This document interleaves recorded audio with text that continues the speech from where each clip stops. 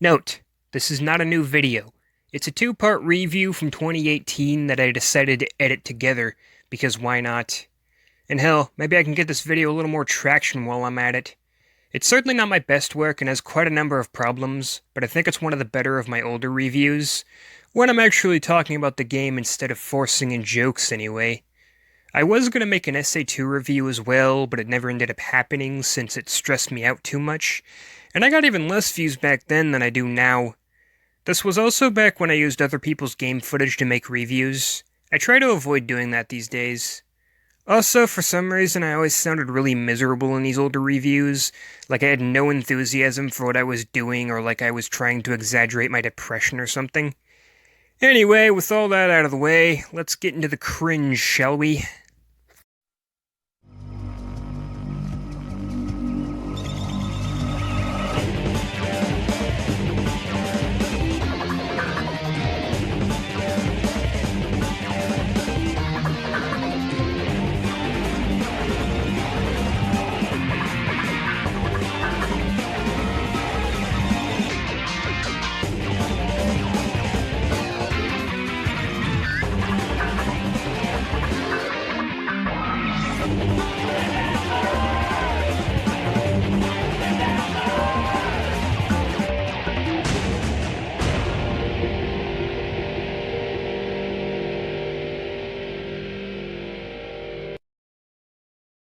Greetings, all you nocturnal creatures of the night. I'm finally back from a long hiatus, and I'm going to be reviewing more Sonic games for the first time in quite a while. So, that said, which one will I be tackling this time? Whoa! Oh no. Judging by that reaction, you might think I don't like this game or something, when that's not the case at all. This is just gonna be a bit of a tough one to talk about for various reasons. For one, I swear this game gets worse every time I play it. Like, every time I replay this game, I find more and more problems with it. It doesn't help that Sega can't seem to handle the simple task of porting a game from one system to another. Evidently. I can't speak for the Dreamcast version since I never played it. Maybe that one's better. I first played this game on the GameCube, and that one was pretty glitchy. Despite that, the first time I played it, I rather enjoyed it. But the second time I played that version, I ended up finding more problems with it, and I recently downloaded the game on PS3, and I can tell you that's probably the most botched port by far. So, yeah. Bit of a mixed opinion on this game, to be honest. But without any further ado, let's get this review started. Hope you're not thinking of starting this show without me. And who are you? I'm Sonic. Sonic the Hedgehog. Sure you are. Fine. Feel free to join in. Yeah, way past cool. Why do I always get the nuts? The game's main feature is that it has 6 playable characters, all with their own unique playstyles. Cool in theory. The execution, however, we'll get to that. Froggy, where are you?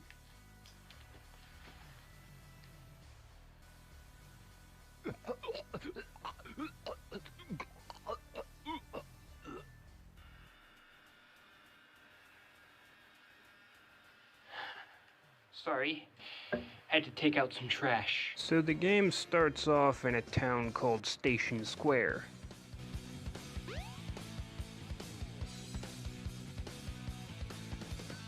Oh yeah! This is happening! What's happening? Anyway, this was the first time Sonic had voice acting. Oh no! Correction, the first time a Sonic game had voice acting. Oh no! That doesn't even count, that was like one line of dialogue. Anyway, the voice acting is... Come on, you big drip! Where you going? let's just say good for the time. Ryan Drummond does a pretty good job of capturing Sonic's 90s attitude, though maybe it's because I grew up with Sonic X, but Jason Griffith will always be my favorite Sonic, as unfavorable as that opinion may be. But I digress. Let's get into the plot. Spoiler warning for those who give a crap or haven't played the game yet. Here we go. Anyway, like I said, Sonic's campaign starts off in Station Square. He has a fight with Big Drip, but he gets away. Unsurprisingly, Eggman is the one who summoned this creature, and he's feeding the creature Chaos Emeralds in order to make it stronger.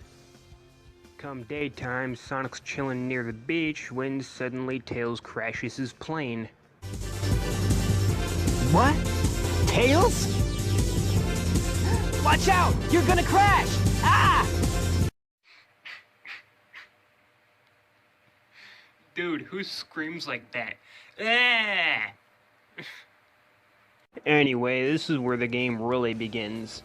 An Emerald Coast, like Green Hill in Sonic 1, is one hell of an opening stage and shows that a Sonic game can in fact work in 3D if done properly.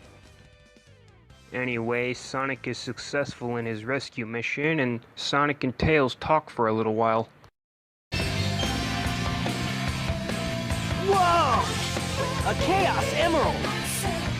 Yep, I just happened to find one of the 7 emeralds during one of my test fights. What the hell kind of motion capture technology did they use for this game? Everything looks so fucking weird, dude. Something bugging you? Don't you just hate it when you're trying to talk and suddenly your face just has a massive spasm? Well, anyway, Sonic and Tails head to Mystic Ruins, where they encounter Dr. Eggman, and he gets his egg-shaped ass kicked by Sonic. But of course, Eggman steals Tails' emerald, holds it in the air through the power of telekinesis, and feeds it to Chaos. Their journey then takes them to Windy Valley, another very well-designed stage. But then comes Casinopolis, a stage centered around pinball physics and collecting as many rings as possible. And this has to be the bullfuckiest of all of Sonic's stages.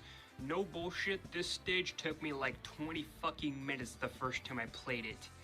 Luckily, I figured out that if you take the sewer entrance and just collect all the rings in there, you'll be able to cut down the time significantly, so that's good to know.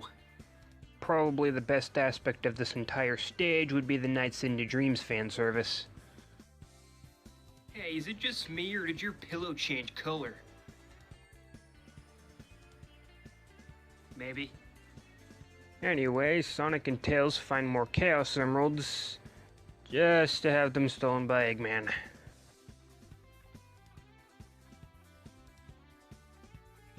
You know, I'm kinda sensing a pattern here. Anyway, Sonic and Tails' next destination is Ice Cap. Pretty decent stage, and the snowboard segment's pretty cool, so pretty good stage.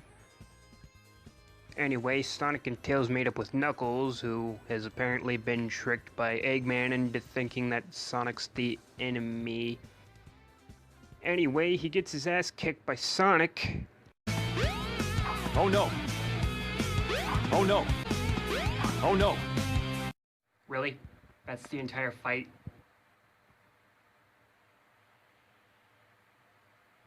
Seems legit. Anyway, in the tussle, Sonic gets his Chaos Emeralds knocked out of his non-existent pockets, and of course, Eggman steals them and feeds them to Chaos. Wow, this is how this entire plot goes, isn't it?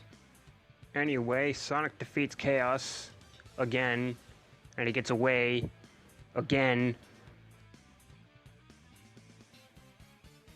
Well, anyway, Sonic and Tails go after Eggman's egg ship using Tails' plane, resulting in a fairly decent flight level. Sonic and Tails get shot out of the sky, and Sonic and Tails end up getting separated as a direct result. Sonic then encounters Amy Rose, the annoying female character. Go figure. Hey, that was a sexist statement. Are you a sexist? It's okay to speak your mind, but if you make sexist statements, that's no good. I am not a sexist. I will not stand for such allegations. I'll have you know I'm rather fond of women. Oh yeah? What are your favorite things about them? Boobs. And/or vagina. Also maybe ass. But mostly boobs. Oh, you men are the same.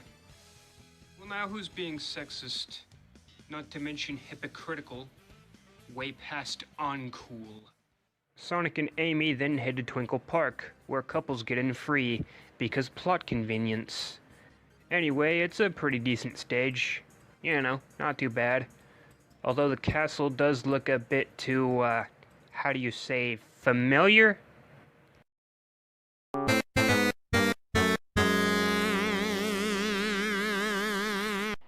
Anyway, next comes Speed Highway, which is arguably the best stage in the entire game. Even made its way into Sonic Generations, so I guess that says something. And that part where Sonic's running down the side of the building is pretty iconic. Ah, but if you think that's crazy, things really start to heat up. Pun entirely intended. When Sonic reaches Red Mountain, this game's lava level. Go figure. Why is it that every video game has lava in it? Anyway, it's alright. It's competently designed, you know, like 90% of this game, with about 10% of hot garbage, but I'm getting ahead of myself. I must say, Froggy! Shut up, you cunt! Anyway, Sonic and Tails make one more attempt to infiltrate Eggman's battleship, and this time they're successful. This time the action stage is Skydeck, which again is pretty decent. Sonic fights another one of Eggman's robots, but when Amy sees them fighting, she tells him that the robot rescued her and not to hurt him. Now this is actually very important to the plot, but I'll save that for later. Sonic reluctantly takes her word for it and goes off to stop Eggman. Sonic has another epic battle with Chaos and defeats him. Eggman gets away once again and Sonic goes after him. Sonic then goes to a labyrinth deep in mystic ruins for some reason.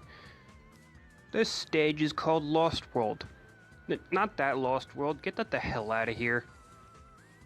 Anyway, it's another decent stage, you know, decent, whatever. Sonic then infiltrates Eggman's ground base, which is also located deep in mystic ruins. And here we reach Final Egg, the final stage of Sonic's campaign, and it's alright. Sonic then fights Eggman one last time, he gets his egg-shaped ass handed to him, and that's pretty much where Sonic's campaign ends. Anyway, what do I think of Sonic's campaign overall? Well, it is the best one, mainly because, you know, it actually kind of feels like a Sonic game, you know, a balance between speed and platforming, which Sonic is known for. Anyway, that was a lot to talk about, and that's because Sonic's campaign is the longest. I'm gonna kind of glance over the others since they're a lot shorter, and they kind of tie into Sonic's story anyway, so here we go. Tails' campaign is mostly the same as Sonic's since they spend a lot of time together. His stages are similar as well, only you're racing Sonic to the Chaos Emerald for some reason, and they involve taking a lot of shortcuts to get ahead of Sonic, you know, since he's fast and all, so it's pretty interesting. It isn't until Sonic and Tails get separated that you start to see things from Tails' perspective a little more. After that, Tails ends up in the woods, where he has a dream about the day he met Sonic. Tails then wakes up and thanks to himself for a little while. He thinks about how much of an inspiration Sonic has been to him, and eventually he decides he's gonna try to help Sonic to infiltrate Eggman's egg ship one more time by finishing his prototype airplane. After Tails is done rebuilding it and they infiltrate the base and escape, Tails ends up in Station Square. Eggman makes a crash landing in Station Square, and Tails wonders what's going on. Eggman then sets off a missile in Station Square, but it turns out being a dud. He then sets off to activate it manually, and Tails has no choice but to go after him. Tails fights Eggman and defeats him, saving Station Square, and as a result he's regarded as a hero by the townspeople, and that's where his story ends. Now on to Knuckles' campaign, but before that let's talk about the music a little bit. You probably know where this is going. Here I come, rougher than the rest of them, the best of them, tougher than leather. You can call me Knuckles. Unlike Sonic, I don't chuckle. Unlike Sonic, I don't chuckle. Unlike Sonic, I don't chuckle. You don't chuckle, huh? Are you sure about that? Then what's going on there?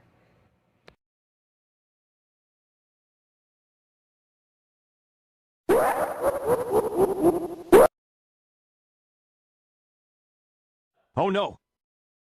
Knuckles' campaign starts off with him chilling near the Master Emerald when suddenly Chaos comes in and ruins his day by destroying it. Knuckles tries to fend him off but gets his ass handed to him and Chaos gets away. Angel Island then begins plunging down into the water below as the power of the Master Emerald is the only thing keeping it afloat. Knuckles spends most of his campaign going after pieces of the Master Emerald as well as the Chaos Emeralds. And that's about it, really. As a result, Knuckles' stages are treasure hunting stages and involve a lot of exploration. Each stage has an emerald radar, letting you know when you're in the vicinity of one. I actually really like these stages, and the emerald radar is handled pretty well in this game.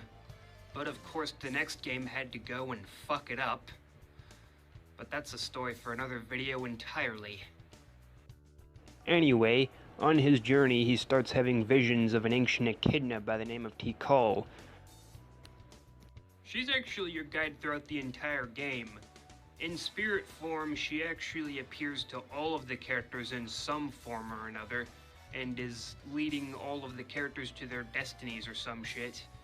She even talks to Big the Cat of all people, which I doubt he's even listening to her. He's just a big retarded purple cat. I don't even know what's going on in his mind.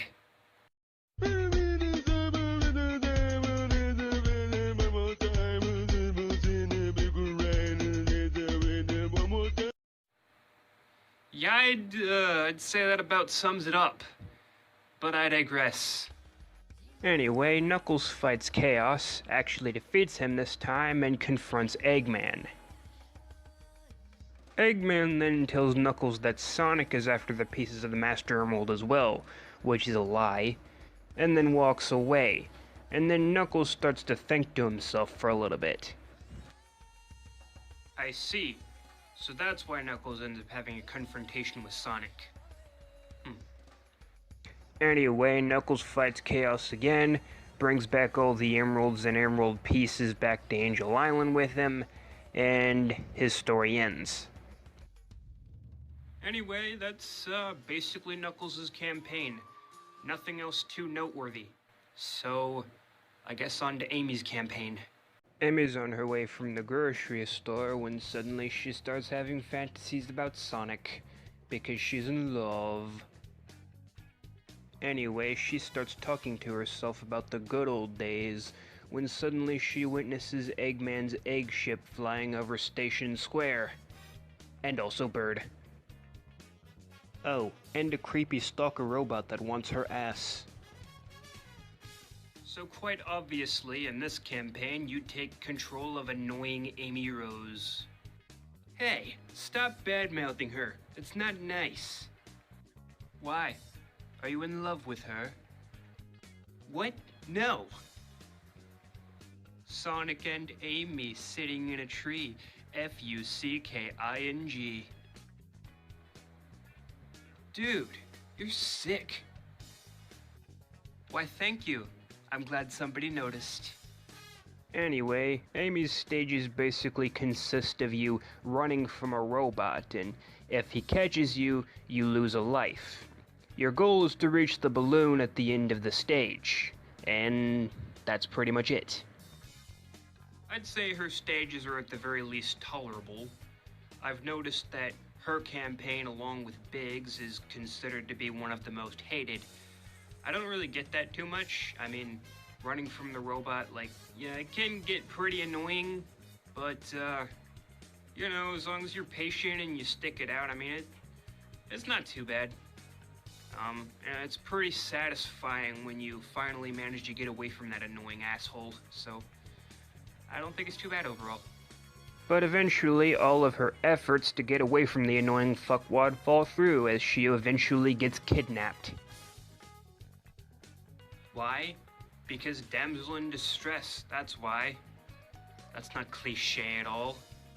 Sorry, Sonic. It looks like your creepy pink stalker is in another Eggman base. Anyway, eventually a robot by the name of Gamma walks up to her cell and insists that she hand over the bird that has been accompanying her throughout her journey. Naturally, she refuses and actually even ends up asking Gamma for help. Seriously? You're gonna ask one of Eggman's robots for help? What's that gonna do for you? Well, interestingly enough, her words do eventually get through to the robot, as this one apparently has a conscience. So with that said, Gamma actually does let her out of her cell, allowing her to continue her journey. Oh. Well, that's a design flaw. I'm not sure how a robot can even be built with a conscience, let alone accidentally, but, either way, I guess Eggman fucked up. So eventually the annoying stalker robot comes back, and Amy beats the ever-living snot out of him. Well, why in the unholy name of ass didn't she just do that in the first place? Would have saved everybody a lot of trouble. But I digress. The little bird reunites with its family, everybody lives happily ever after, and that's how Amy's campaign ends. Now on to Gamma's campaign, and this is probably one of the more interesting ones. Eggman has just finished building his newest robot, E102 Gamma. He sends Gamma out into the field to test his abilities. This campaign pretty much pulls no punches and just puts you right into the action. Gamma's stages mostly involve shooting things. Yes, shooting things, and there's usually a particular goal in mind, such as destroying all the targets within the time limit. I don't mind these stages too much. I think they're good for what they are. Kind of out of place in a Sonic game, but whatever. And I mean, I'm not too fond of time limits either, but I think it's fairly forgiving in that regard, and I think there's even ways to increase the times, so yeah, definitely not bad. Pretty good, actually. Anyway, Eggman sends Gamma and the other E-Series robots out to search for a frog.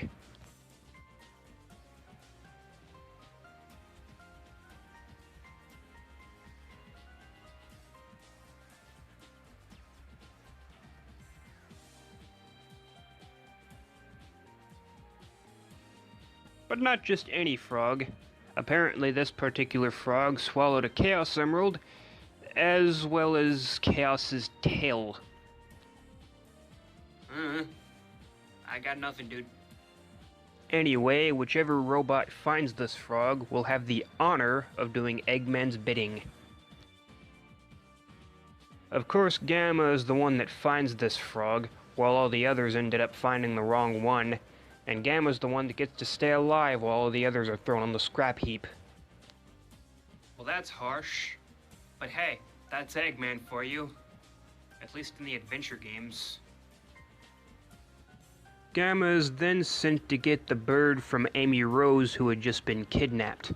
But on his way to her room, he ends up stumbling into the wrong one and sees something that he shouldn't have. Gamma witnesses one of his robot companions being torn apart and put back together, and even he realizes something is amiss. This is where you start to notice Gamma's a little different than the other robots. But he walks out of the room, brushes it off, and goes off to find Amy Rose. And of course, I'm not gonna bother talking about what happens when he reaches Amy's cell, because you already know. However, even after Amy's words get to him, he still continues to serve Eggman for a while, not knowing what else to do. But eventually he thinks about all the things he's seen and successfully overwrites his own programming, now deeming Eggman as the enemy. Huh. Neat. Gamma then sets out to rescue his robot comrades. And how does he do that, you may ask? By killing them. I guess killing them and releasing them from their servitude is his way of rescuing his robot comrades. Makes sense, in a way. After Gamma's successful in doing that, he self-destructs, releasing the bird that was trapped inside of him. Unfortunate. But it was a noble sacrifice. Anyway, yeah, that's Gamma's campaign. I actually really like it. It can actually get pretty emotional at times. But, unfortunately, that's about as deep as Sonic Adventure's story gets. Now on to Big's campaign. Yay. Big's campaign starts off in a swamp, where he's having fun with his friend Froggy. A frog.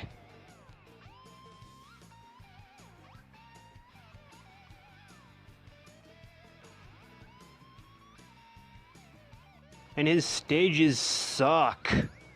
Not only are they boring as fuck, but they're glitchy as fuck too. Fuck. It's not even the fishing that I don't like. I actually enjoy the fishing in Twilight Princess, believe it or not. It's just, you know, it's only good if it's done right, and it's not done right here. Because, I don't know, the stages are just barely functional. They don't work. It's glitchy and malfunctional, and it just doesn't work. And they're boring. So, yeah. Lovely. And his story sucks balls too. Big's campaign can be best summed up as this. Go look for Froggy, go fishing, find Froggy, Froggy gets away, go look for Froggy, go fishing, find Froggy, Froggy gets away. Rinse and fucking repeat.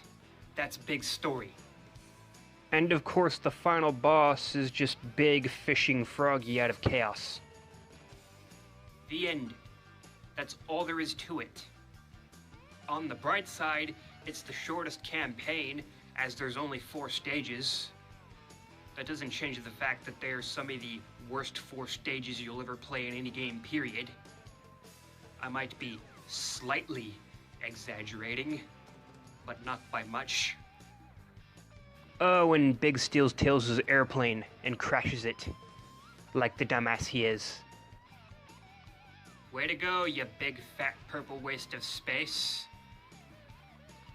But you know, all jokes aside, I don't really hate Big as a character. Maybe it's because I was introduced to him via Sonic Heroes, where he doesn't completely suck ass, but I'm actually kind of okay with him. For one, he was actually kind of fun to play as in that game, and I don't know, he wasn't completely insufferable. Another interesting thing to note is that Big the Cat is actually voiced by John St. John, who also voiced Duke Nukem. So you're telling me this guy went from voicing this badass who says things like, "It's time to kick ass and chew bubblegum, and I'm all out of gum," To a big retarded purple cat that's like, Froggy, where are you? We were supposed to go fishing. Wait, what if those two characters switched voices and personalities? I wonder what that would be like. Get back here, you little froggy piece of shit. We were supposed to go fishing today. Where you going? Get back here. It's time to kick ass and chew bubble gum. And I'm all out of gum. Oh my god. Ugh.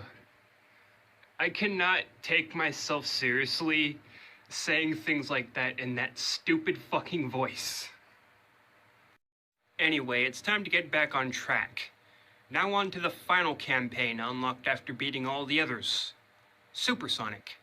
Eggman is in the woods complaining about yet another humiliating defeat by Sonic when suddenly he comes across Chaos. Meanwhile, Angel Island once again falls from the sky, and Knuckles thinks it might have something to do with the Chaos Emeralds he brought back with him. Next thing you know, Knuckles sees Eggman lying on the ground.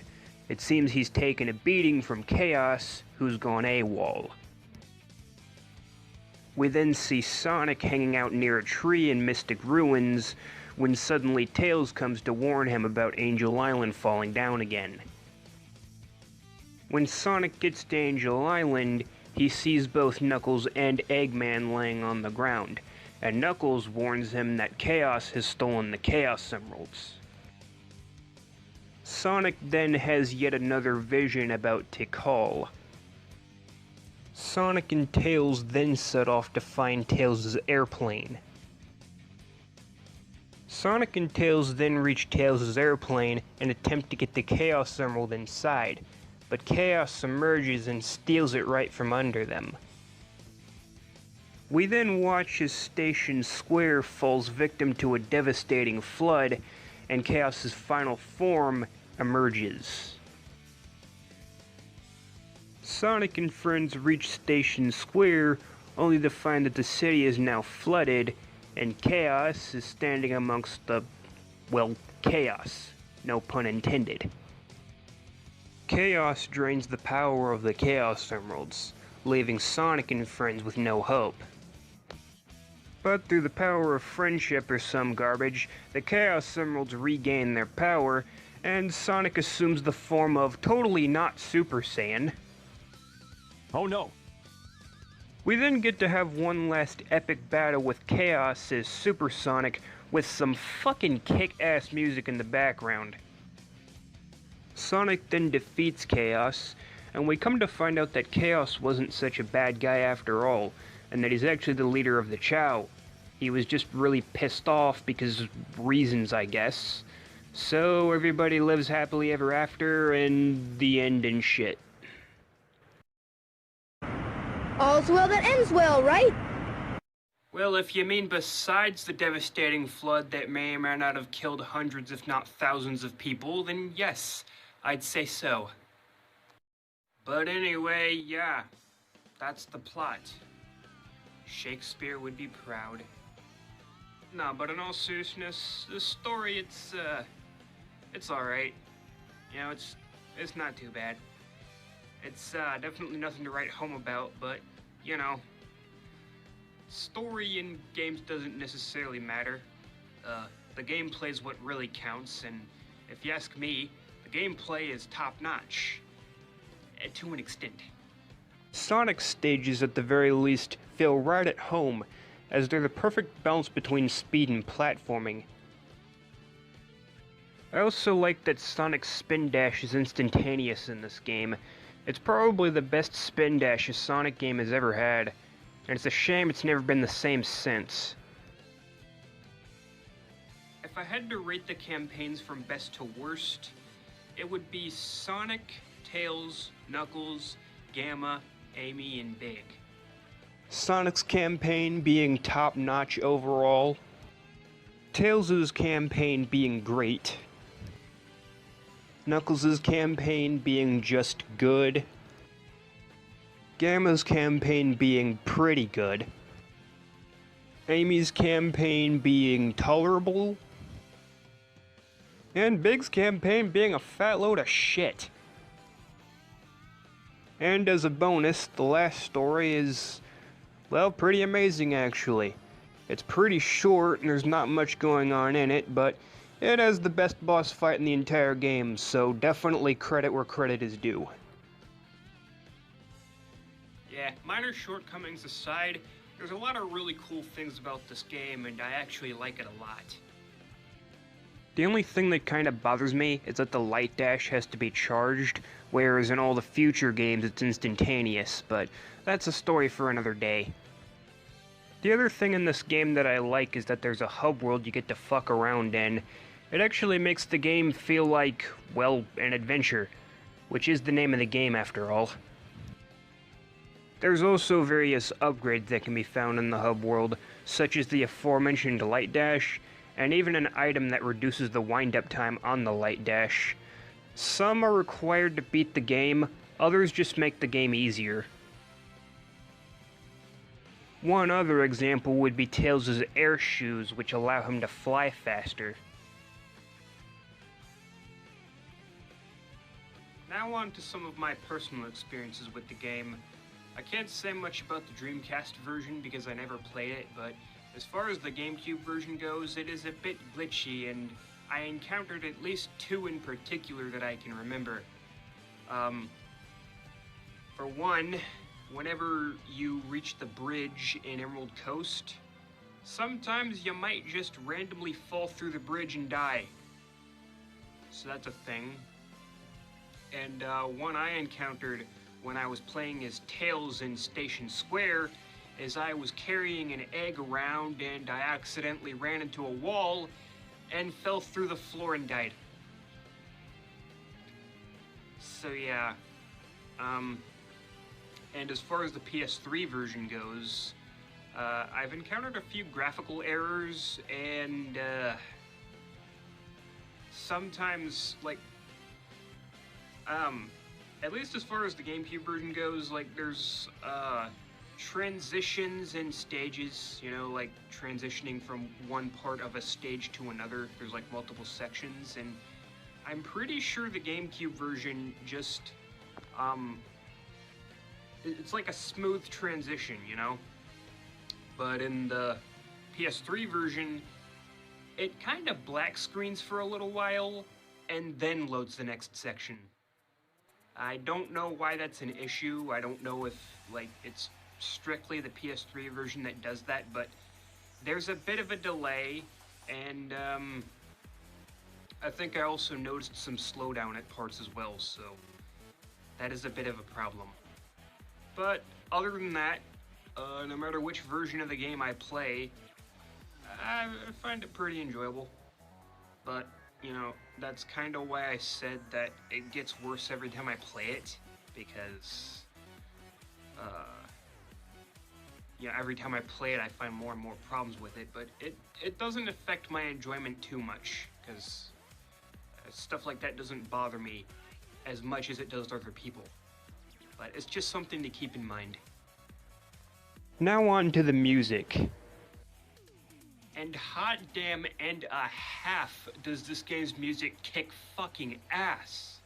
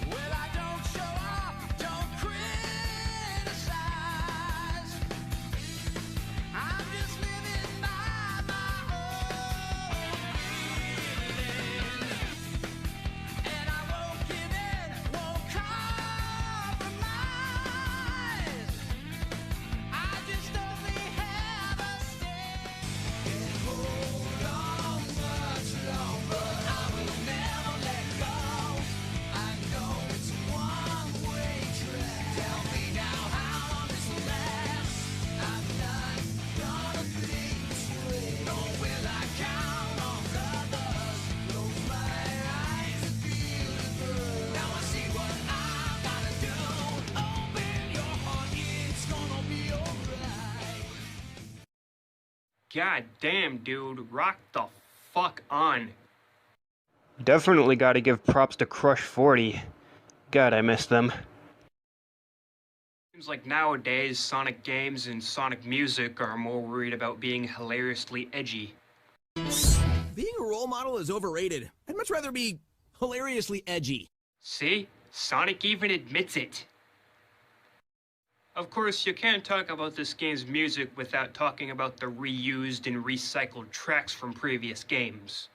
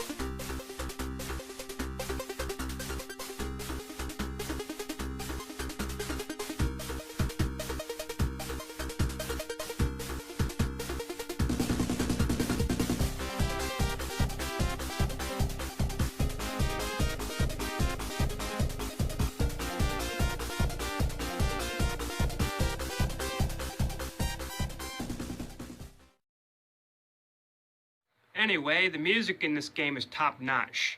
It ranges from hard rock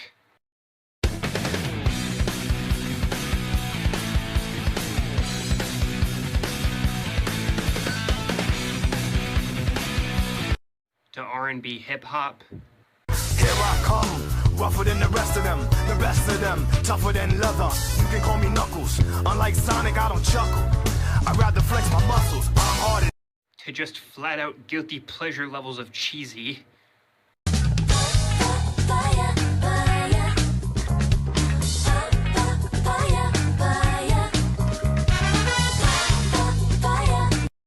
So yeah, gameplay-wise, I'd say this game gets an 8.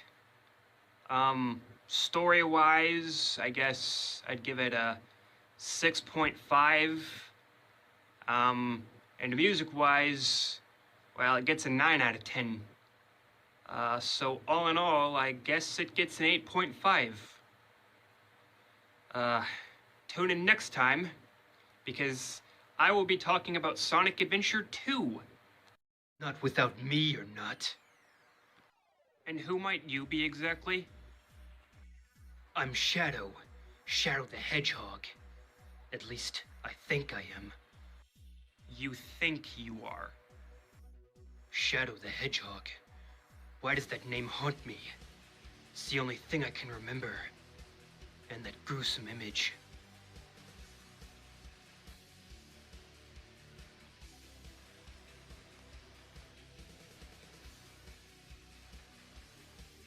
What are you doing? I'm flashbacking. You know we can't see your memories, right? You can't? Oh. Damn. What the hell is wrong with you? What's wrong with me? What's wrong with you? Nothing. I'm not the one being weird. Oh, and one other question. And what's that? Where's that damn fourth Chaos Emerald? I don't know. Maybe Eggman took it. You mean the doctor? Where is he? Damn, he got away. Damn. Damn. Damn. Okay, why don't the two of you damn bastards shut the damn hell up, goddammit? Damn.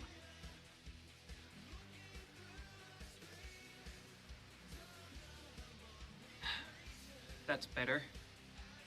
Anyway, I'll see you people later with my next review. Assuming I survive having these two freaks around for the next God knows how long.